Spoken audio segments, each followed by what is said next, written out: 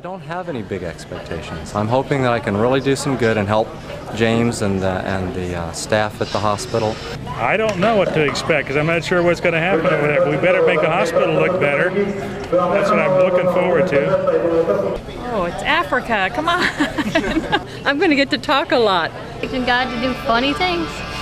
I expect God to absolutely do the most amazing time management that I've ever seen. Try to go above and beyond what we're going there to try to do. It's going to be more primitive than we had in Gambia or Liberia, I think. I don't really know what to expect. It is now 2 p.m. and we have hit the road for Bere. And how many people do we have in this van? Take pictures. 1, 2, 3. everybody sound 4, 5, 6, 7, 8, 9, 10, 11, wow. 13. Well, it's about a ton and a half on the roof of luggage.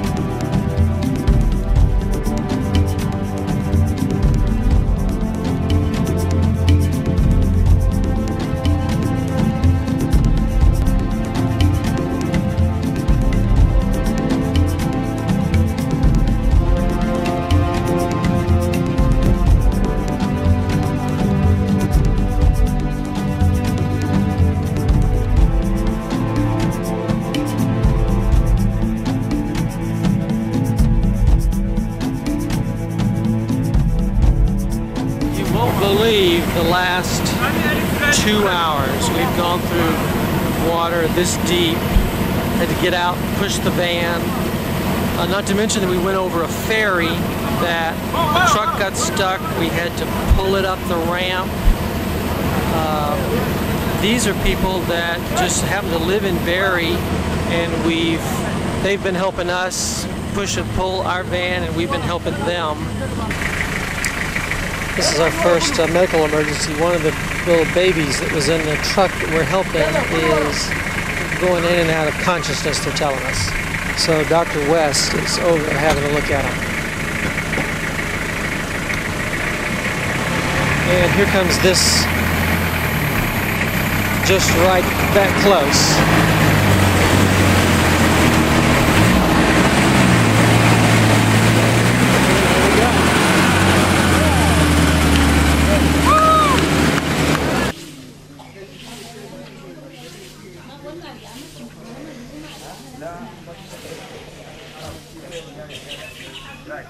When we got here last night, we brought with us 4 patients that were passed out or passed out, unresponsive from the van that was traveling with us through the mud puddles.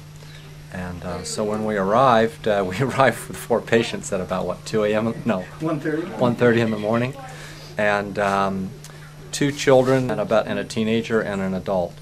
And 3 of them, the 3 youngest ones, woke up. The baby woke up first, and then the next oldest child, and then the teenager. But one of the women stayed unconscious until sometime early this morning. That she woke up. So we don't know whether they were overcome by heat, exhaustion, or possibly carbon monoxide.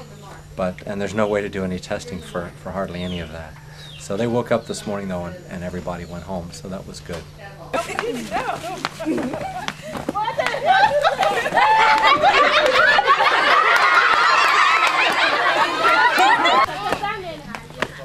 Hey, toi! No, yeah, come on. No, here. Oh, wow. How can anyone even think of that?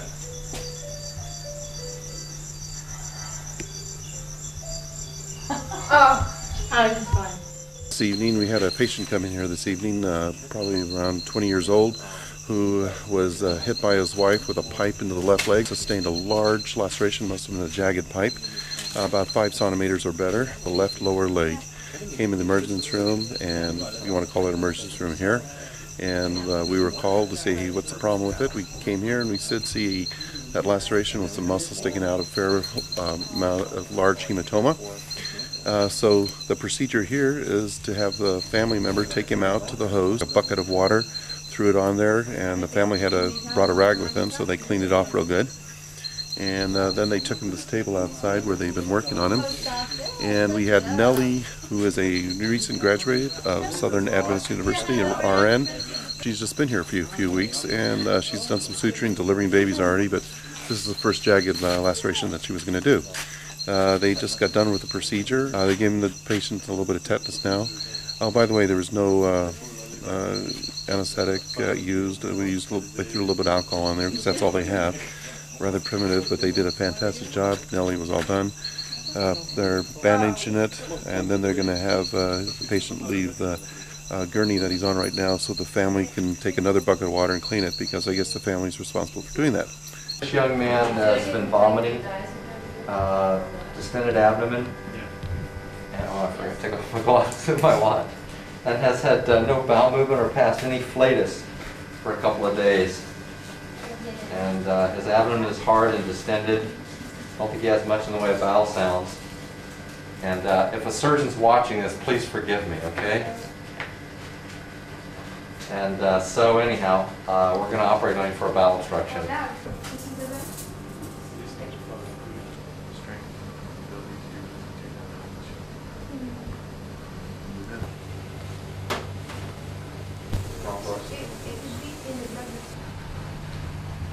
Can you see his urine? No, I mean, I just think it's like...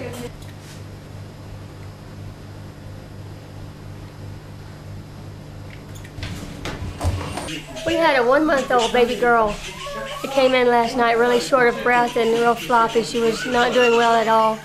And so we put her on oxygen and gave her some treatments. And she wasn't really getting any better. She'd quit breathing every few seconds, and we'd have to shake her and try to get her breathing again. And we spent probably 3 or 4 hours just doing this over and over and giving her treatments, trying to get her better. And as we were sitting there, this bat flew into the room, and there was a ceiling fan going. The bat hit the ceiling fan, flew right onto the baby's head. So we had to pick it up, set it in the sink, and go back to giving the baby its treatments. Tell us about the problem with the electricity. The problem with electricity is the only reason the generator is still on is they were doing surgery on a young boy that had a bowel obstruction. But whenever the surgery was over, the generator was going to go off, and we couldn't give the baby any more oxygen. And every time we took the oxygen off the baby, she would not do well. She would quit breathing. Her oxygen level would drop down to where we didn't think she was going to make it. And we got our engineering guys over here from our team to see if they could hook it up to the battery and put the baby outside the lab and run the oxygen through the window to see if we could maybe keep the oxygen on all night. But we couldn't. The battery would only last for an hour. So by the time the power went off, like I said, we gave her as many treatments as we could. We gave her some medicine to help with her lungs. And the lights went out. We had to hand the baby to the mom. So we basically thought the baby wasn't going to make it. And this morning, she's still here.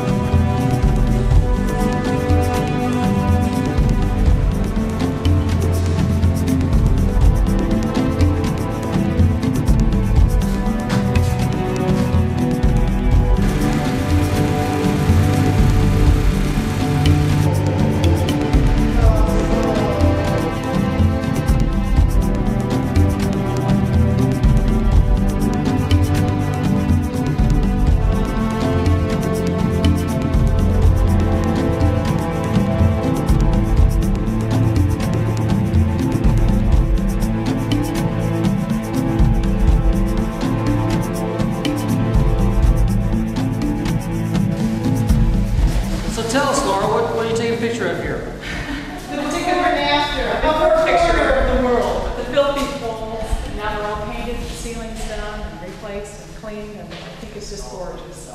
I'm proud of it.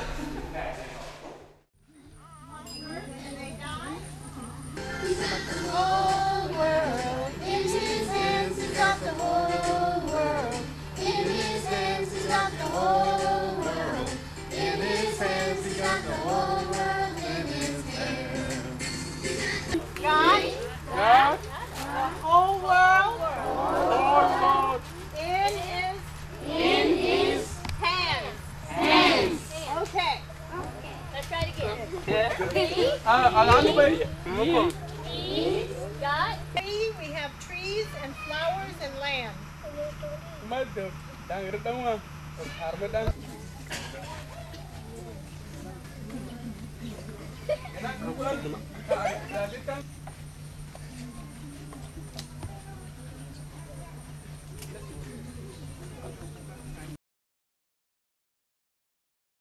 Voyez, le bateau est au-dessus de l'eau.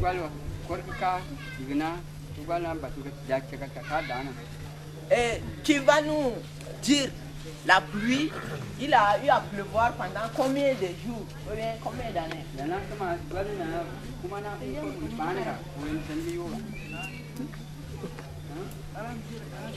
Voilà.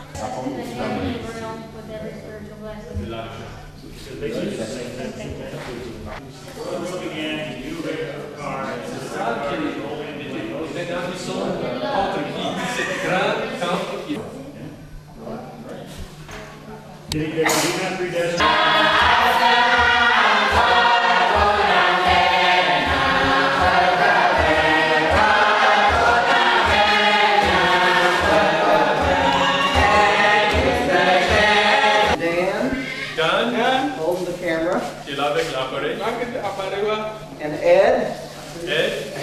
And Mickey. Et le leader s'appelle Steve Yoss. Did I miss anybody? And Mary Ann. And Papa. Mon père, le pasteur Jim. Voilà, pasteur Jim. Si nous avons des autres visiteurs,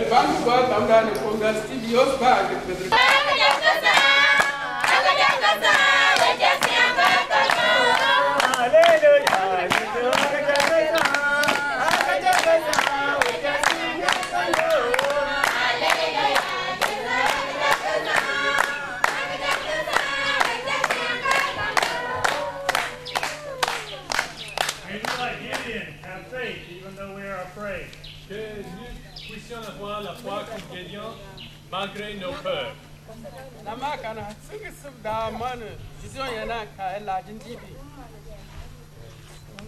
Maranatha. Amen. Alléluia. Maranatha. Amen. Alléluia. Bon, ça va.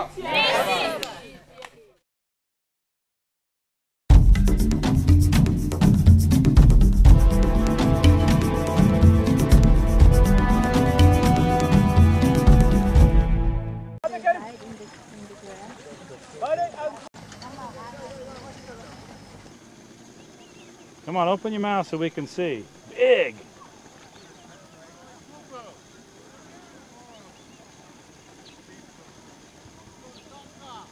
Come on, open your mouth. Oh, there are two of them there. Oh, no. Look, is that his mouth open? Yeah. Yep. Oh, look at him. Look at that.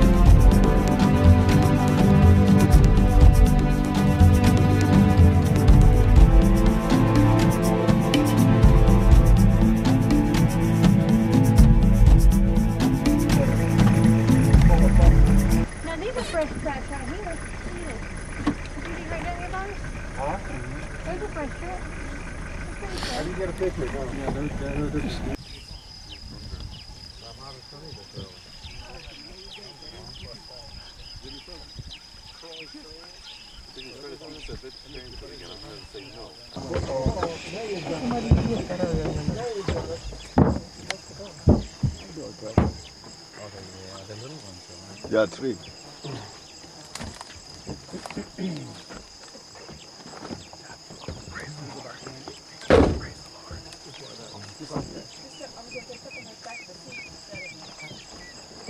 Oh, there they are. Okay. You notice how their spots are different still from some of them that you saw last night? You know, my pictures. I was impressed with how well this group gelled. So many disciplines represented between construction and plumbing and electrical and accounting and medical, and everybody with their all wide variety of disciplines. Everybody gelled so well. It was humbling to sit back and watch that. I didn't expect to get stuck in the mud 15 times, but we saw God working in everything that happened and saw purpose in what happened to us. The group got really close. We accomplished so much in so many different ways, and just seeing God work in so many miraculous ways. And being in the mud the first night was way beyond my expectations. It was much more primitive than I thought. It was not 100 years behind, it was 1,000 years behind. I was thinking about Mary and Joseph when I saw those people riding donkeys, and that's their mode of transportation, small dirt roads and thatched roofs. And I thought it was much more primitive than anything I've ever seen. Far exceeded anything that I thought would happen out there. I truly believe that what we accomplished out there was a lot more than all of us expected. I didn't expect all the corruption. It was worse here than it was at the other places.